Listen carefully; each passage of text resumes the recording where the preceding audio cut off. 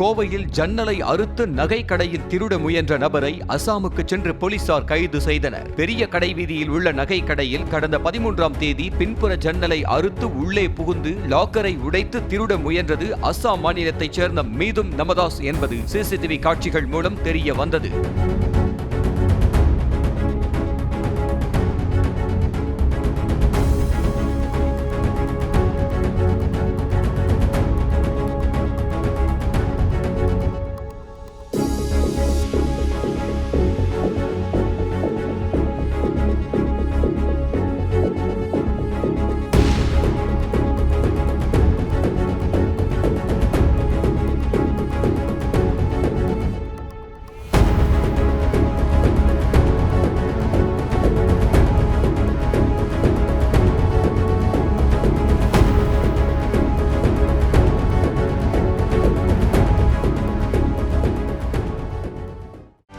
செய்திகளை உடனுக்குடனும் துல்லியமாகவும் தெரிந்து கொள்ள சப்ஸ்கிரைப் பண்ணுங்க.